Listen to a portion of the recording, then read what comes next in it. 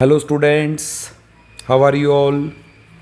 So students, today we start our next chapter number 8, small business and enterprises. कि जो छोटे business या फिर जो उद्यम होते हैं हमारे एंटरप्राइजेस वो क्या होते हैं। तो बेसिकली इसमें सबसे पहला टॉपिक है हमारा entrepreneurship development, ED, concept, characteristics, features and need. तो सबसे पहले जो इसमें आता है, देखो तीन चीज़ें यहाँ पर हैं, एंटरप्रेन्योरर, एंटरप्रेन्योरशिप एंड एंटरप्राइज। बेसिकली एंटरप्रेन्योरर होता है पर्सन, एक उद्यमी, एक वो व्यक्ति, वो पर्सन जो किसी काम को स्टार्ट करता है, मीन्स जिसने सोचा, इनोवेटिव लिया कि इस तरह से प्रोडक्ट को, किसी नए प्रोडक्ट को, नई टेक्निक को से प्रोडक्शन किया जा सकता है, या फिर एग्जिस्टिंग प्रोडक्ट को इस तरह से चेंज या और ज़्यादा बेटर किया जा सकता है, वो पर्सन है हमारा एंटरप्रेन्योरर। एंटरप्रेन्योरशिप ये एक प्रोसेस है जिसमें वो अपनी एंटरप्राइज को इस्टेब्लिश करता है। एंड एंटरप्राइज वो कंपनी है जो उसने इस्टेब्लिश की है, ये उसका आउटकम है, मीन्स पर्सन, प्रोसेस, आउटकम। तो वाई सीक एन एंटरप्राइज, कि हमें क्या ज़रूरत है, क्यों हम एंटरप्राइज की हमें नीड है। Entrepreneurs seeks an enterprise because it results in creating goods and services which bring happiness, joy, comfort and peace. भाई क्यों जरूरी है, क्योंकि इससे क्या करेंगे, वो क्रिएटिंग करेंगे गुड्स और सर्विसेज को, जिससे खुशी, जॉय, कंफर्ट एंड पीस होगा। Every human being looks for a world full of happiness. हर एक ह्यूमन बीइंग क्या चाहता है कि जो पूरा वर्ल्ड है वो खुशियों से, जॉय, कंफर्ट, पीस से भरा हो। In order to bring this, अगर ये चाहिए, the entrepreneur look for opportunities, वो अपॉर्चुनिटीज़ ढूंढता है, किस चीज़ की, for converting challenges into comfort, challenges को कंफर्ट में कन्वर्ट करने के लिए। सेटिंग अप एन एंटरप्राइज, वो एक छोटा सा कोई बिजनेस स्टार्ट करता है। अ वेंचर, कोई छोटा सा काम, विच ब्रिंग्स अबाउट चेंज। फिर हमारा टॉपिक है need and importance of entrepreneurship, कि भाई क्या ज़रूरत है या क्या इंपॉर्टेंस है हमारी एंटरप्रेन्योरशिप डेवलपमेंट की। Entrepreneurship is important for nation growth, national growth, national growth के लिए हमें ज़रूरी है, and social development. Most of the developing countries have the history of long years of foreign domination. भाई हर एक जितनी भी डेवलपिंग कंट्रीज़ हैं वो बहुत साल अंग्रेज़ों के, मतलब क्या कहते हैं, फॉरेन डोमिनेशन, मतलब कि वो किसी दूसरे देश के अधीन थी या फिर वो आज़ाद नहीं थे। They have attend freedom recently, या तो उनको अभी फ्रीडम मिली है या फिर कुछ टाइम पहले फ्रीडम मिली है।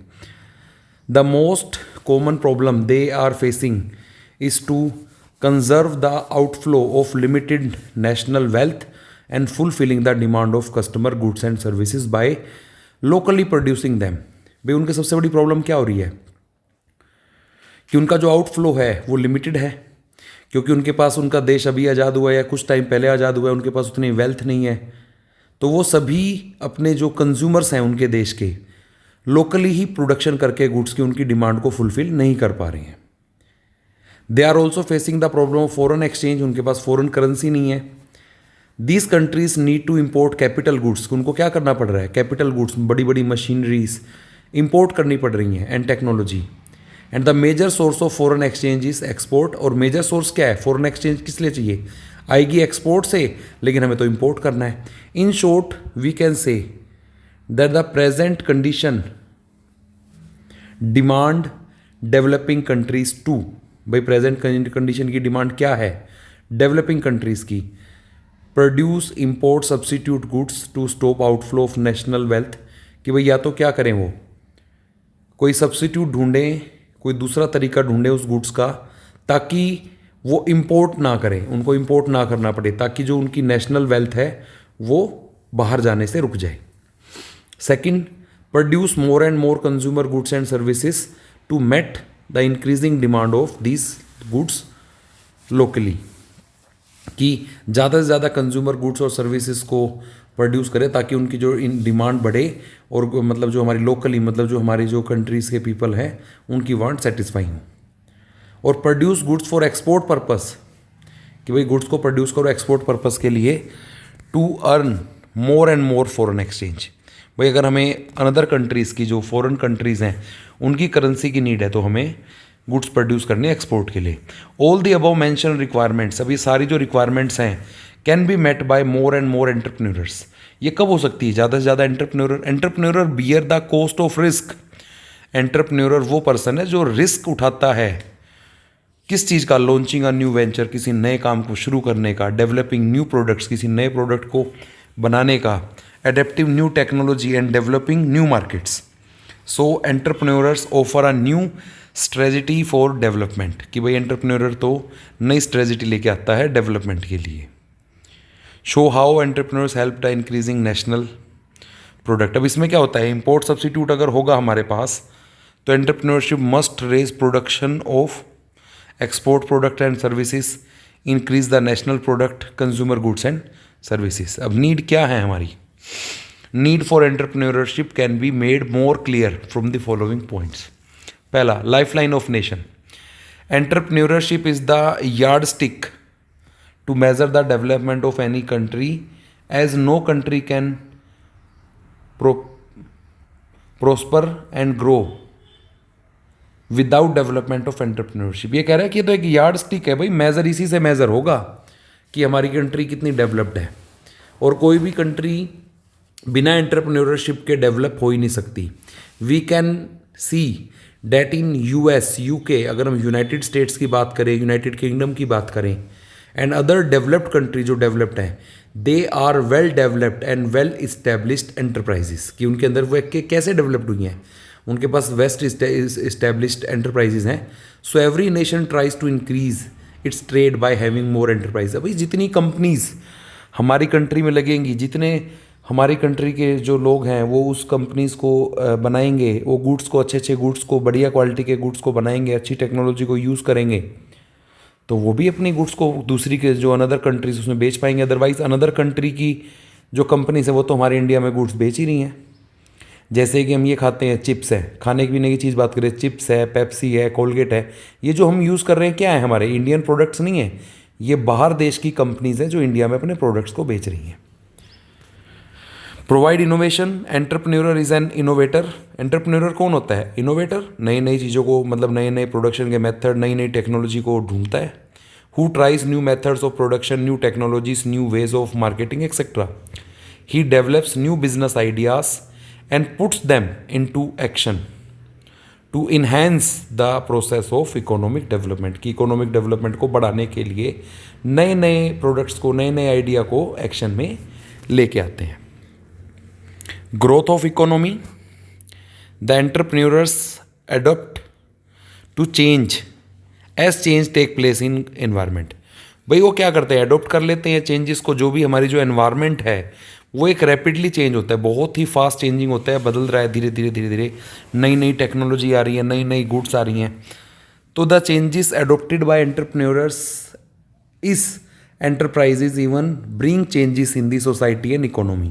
सोसाइटी और इकोनॉमी में चेंज आने के साथ भी वो अपने आप को चेंज करते रहते हैं। Latest technology use by enterprises not only bring growth in the enterprise but it's also bring growth of economy at large. कि भाई नई टेक्नोलॉजी यूज़ करने से ऐसा नहीं है कि उस एंटरप्राइज, उस कंपनी की ही ग्रोथ होगी, उस कंट्री की इकोनॉमी की भी ग्रोथ होगी। Increased profit. And entrepreneurs always tries to minimise the cost. अब हर एक को तो, ये तो एंटरप्रेन्योर क्या, हर एक बिजनेसमैन चाहता है कि वो अपनी कॉस्ट को कम से कम करे। He always tries to get optimum utilisation of resources, कि वो अपने रिसोर्सेज को बहुत अच्छे से यूज़ करे। The reduction of cost and increase in efficiency always result in increase profit. तो इससे क्या होगा? कॉस्ट घटाना चाहोगे और एफिशिएंसी को बढ़ाना चाहोगे तो उससे प्रॉफिट इंक्रीज होगा। Employment opportunity. अब हमारे हर एक कंट्री की एक और प्रॉब्लम भी है, पॉवर्टी। पॉवर्टी किस चीज़ से राइज होती है? Due to unemployment. तो entrepreneurship not only provide the scope for self employment. भाई ये नहीं है कि मान के चलो मैंने कोई बिजनेस स्टार्ट किया तो सिर्फ मेरे लिए सेल्फ एम्प्लॉयमेंट हुआ है, but also offers employment to large number of peoples, और लोगों को भी काम देते हैं। As in case of successful enterprise, growth in entrepreneurial activities lead to more and more employment. Number 6, social benefits. Entrepreneurs always try to adopt latest technology and raise the standard of living by providing good quality products and services at lowest cost. By setting up enterprise in backward area, अगर backward area में कोई enterprise कोई company set up की है, they try to bring balanced regional growth. Regional growth मतलब वही जहाँ पर ग्रोथ नहीं है बैकवर्ड एरिया से, वहाँ पर भी ग्रोथ का मौका मिले, वहाँ पर भी जो स्टैंडर्ड ऑफ लिविंग है लोगों की वो रेज्ड हो। By making optimum utilisation of resources they save scarce resources of society. Our today's last topic is process of entrepreneurship, कि एंटरप्रेन्योरशिप की क्या प्रोसेस है, कैसे, how can we set up an enterprise. Entrepreneurs have to follow a sequence of steps before starting an enterprise, following is the process of entrepreneurship. तो सबसे पहले इसमें हमारा आता है self discovery. Under this step entrepreneurs assess what are his strengths and weaknesses, what all he enjoy doing and his work experience, कि भाई वो उनकी कमियां क्या हैं, उनकी स्ट्रेंथ किस चीज़ की है, वीकनेस क्या है, और वो किस काम को इंजॉय कर सकते हैं अच्छे एक्सपीरियंस से। सेकंड, आइडेंटिफाइंग अपॉर्चुनिटीज, किसी अपॉर्चुनिटी को आइडेंटिफाई करना। Under this step he tries to find out the need, want and problem so that he can get an opportunity. भाई क्या ज़रूरत है, कोई ज़रूरत, नीड, वांट या कोई प्रॉब्लम, जिस चीज़ से उस अपॉर्चुनिटी ढूंढ सके कि उससे ओवरकम कैसे किया जा सकता है, उससे कैसे overcome the problems of and fulfil the need, कि नीड फुलफिल हो जाए और उन प्रॉब्लम से हम बाहर निकल जाएं, तो वही अपॉर्चुनिटी होती है हमारी। Generating and evaluating ideas through various measures such as discussion, brainstorming, creativity and his own experience, he tries to develop new ideas, कि भाई नए नए आइडिया ढूंढते हैं कि उस प्रॉब्लम से कैसे निकला जाए और कैसे कस्टमर्स की एक्सपेक्टेशंस को पूरा किया जाए। Planning, under this step entrepreneurs conduct research, makes business plan and strategies, raising startup capital by using business plan, entrepreneur try to attract venture capitalist and partners, कि भाई कोई पैसा पार्टनर मिले, कोई इन्वेस्टर मिले जो उसमें पैसा लगाए, जिस चीज़ से वो उसको काम को करें। Number 6, startup. Under this step the entrepreneurs launch his enterprise and tries to develop more customers, he also make changes as per changes in environment. 7th, growth entrepreneurs tries to expand and growth the enterprise. Harvest the means selling the business and harvesting the reward. Many entrepreneurs sell their existing business and start a new venture. बहुत सारे लोग तो ऐसे होते हैं जो सिर्फ नई अपॉर्चुनिटी के हिसाब से कोई नई बिजनेस इस्टेब्लिश करते हैं, उसे बेच देते हैं, फिर दोबारा से कोई नई अपॉर्चुनिटी ढूंढते हैं, फिर बिजनेस स्टार्ट करते हैं, फिर उसे बेच देते हैं। तो वो अपने उसको पैसे रिवार्ड के रूप में पैसे कलेक्ट कर लेते हैं, हार्वेस्टिंग करते हैं और उसको बेच देते हैं। इसके बाद नेक्स्ट, जो कि नेक्स्ट क्लास में करवाऊंगा मैं, उसके बारे में थोड़ा सा डिस्कशन कर लेते हैं। Startup India scheme. Startup India scheme basically government of India का इनिशिएटिव है। ये कैंपेन स्टार्ट की थी, अनाउंस की थी सबसे पहली बार हमारे prime minister mister Narendra Modi ने अपनी स्पीच में। किस दिन? 15 अगस्त 2015। 15 अगस्त 2015 को उन्होंने अपनी स्पीच में किया था startup India. Startup India is an action plan कि develop an ecosystem to promote and nourish enterprises across the country. Government is offering various bank financing scheme to promote startup, मतलब कि main business को start किया जाए, कि भाई नए नए बिजनेस एंटरप्राइज इस्टेब्लिश हो, स्टार्टअप हो, उस चीज़ को स्कीम का नाम दिया था स्टार्टअप इंडिया स्कीम। तो स्टूडेंट्स, ये था आज का हमारा टॉपिक। बेसिकली हमारा टॉपिक था entrepreneurship development, need, process, importance etcetera. Thank you.